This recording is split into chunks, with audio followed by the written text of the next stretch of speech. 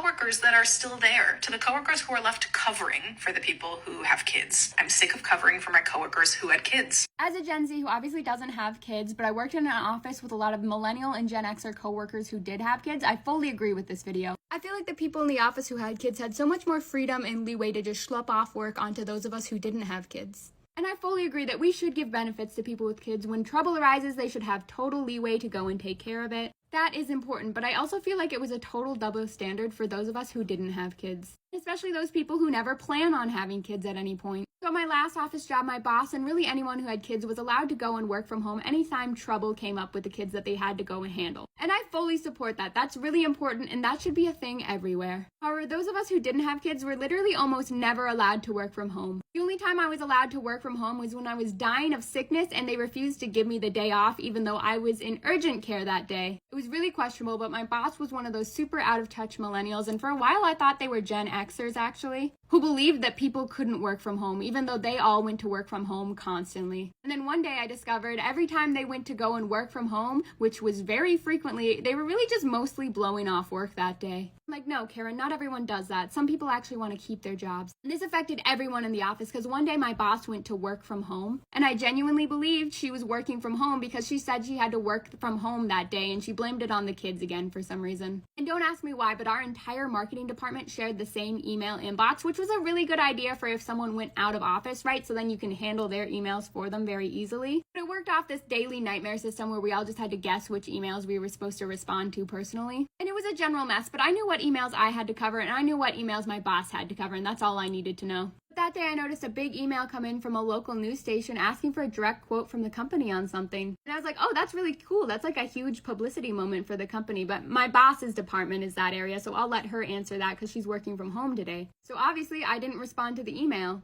And finally, a few days later, when my boss is back working in the office,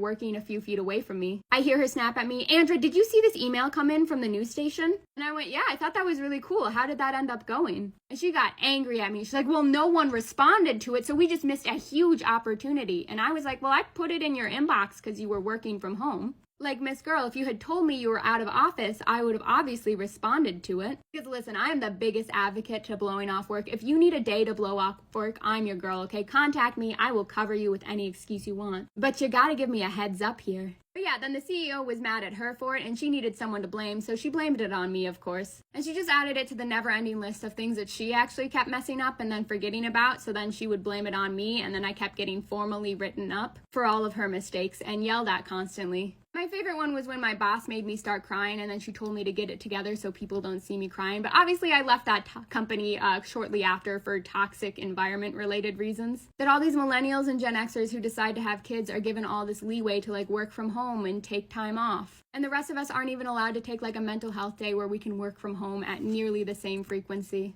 And now a few years later, after leaving that horrible job, I have my dream job working on the ground in swing states like Wisconsin. To remind everybody of workers' rights, minimum wage, and all of these are topics that you care about, there is only one option this November who has a complete plan to uplift the middle class, is backed now by hundreds of economists, including Nobel Prize-winning economists, and stands with the union workers. Please remember to get out there and, as always, make your voices heard.